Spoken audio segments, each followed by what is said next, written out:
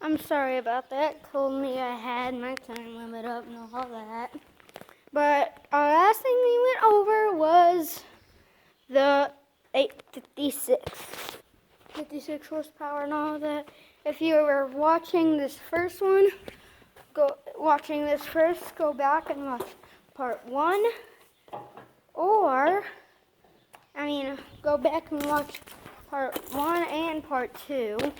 And most likely will be a fourth part. I don't know if I'm gonna run out of time, but yeah. So here is the Kubota. I don't know how much horsepower it has. It goes about 30 miles an hour. It's kind of camouflage. It's been used when we bought it. We bought it about 2016. Yeah. And now this is our baler. New Holland. It requires about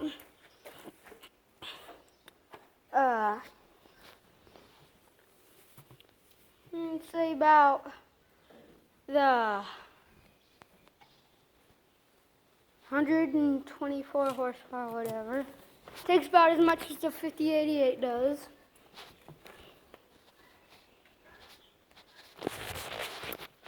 So, yeah.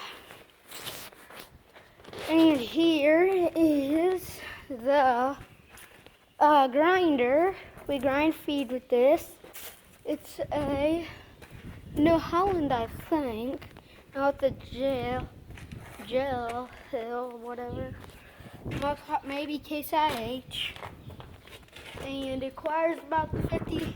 It requires horsepower of the TL100, the 770, or the 856. And here is our wagon.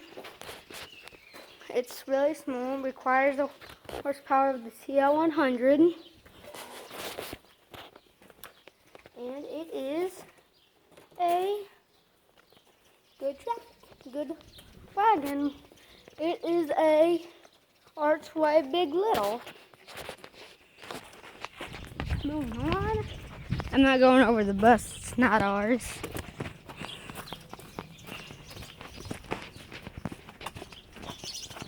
This is my grandpa's second tractor's